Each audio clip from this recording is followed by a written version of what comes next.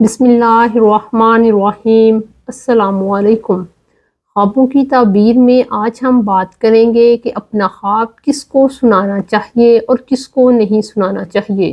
حضور اکرم صلی اللہ علیہ وآلہ وسلم نے فرمایا کہ اپنا خواب صرف تم اس کو سناؤ جو تم سے محبت کرتا ہے یا وہ علم والا ہے۔ ہمیں چاہیے کہ ہم اپنا خواب صرف اس شخص کو سنائیں جو ہمارا ہمدرد اور خیر خواہ ہے یا وہ علم والا ہے۔ کسی جاہل انسان اور دشمن کو اپنا خواب ہرگز نہیں سنانا چاہیے۔ جب تک کسی خواب کی تعبیر بیان نہیں کی جاتی وہ خواب ہوا میں ہی معلق رہتا ہے، اور جب اس کی تعبیر بیان کر دی جاتی ہے تو گویا وہ واقعہ ہو جائے گا۔ خواب دیکھنے والے کو چاہیے کہ ماہر تعبیر کرنے والے کو اگر وہ جانتا ہے تو اسی سے اپنا خواب بیان کرے، ایک عام شخص کو اپنا خواب بیان نہ کرے، کیونکہ حضور اکرم صلی اللہ علیہ وآلہ وسلم نے فرمایا ہے لا یستوی العالم والجاہل، کیونکہ جاننے والا اور نہ جاننے والا برابر نہیں ہو سکتے۔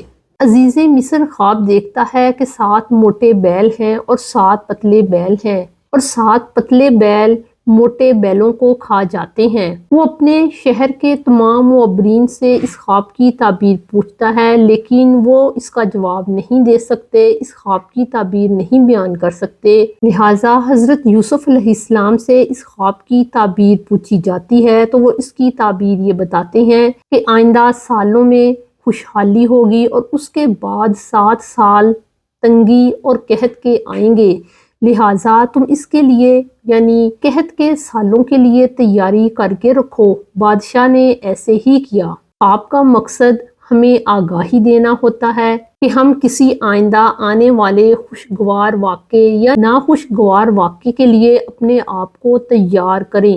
خواب میں ہمیں یا تو کوئی خوشخبری سنائی جاتی ہے یا کسی آنے والے حادثہ کے متعلق اشارہ دے کر ہمیں اس کے لیے تیار کرنا ہوتا ہے کہ ہم ذہنی طور پر تیار ہو جائیں اور ہمیں ایک دم صدمہ نہ ملے۔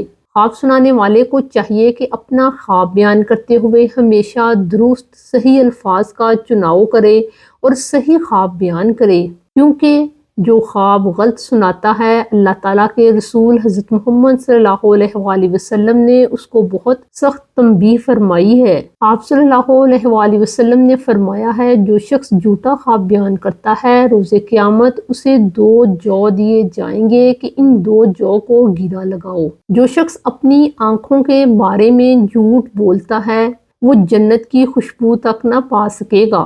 بعض علماء تعبیر کہتے ہیں کہ جھوٹا خواب بیان کرنا ایسے ہے کہ اس نے نبوت کا دعویٰ کیا، کیونکہ خواب نبوت کا 46واں حصہ ہے، گویا خواب جزو نبوت کا ایک حصہ ہے، اور جو کوئی جزو کا دعویٰ کرتا ہے وہ کل کا دعویٰ کرنے والا شمار کیا جاتا ہے۔ اللہ تعالیٰ سے دعا ہے کہ اللہ ہمیں ہر جھوٹی بات سے بچائے۔ اگر آپ کو اپنے خوابوں کی مزید تعبیرات کو جاننا ہے تو ہمارے چینل کو سبسکرائب کریں۔ السلام علیکم۔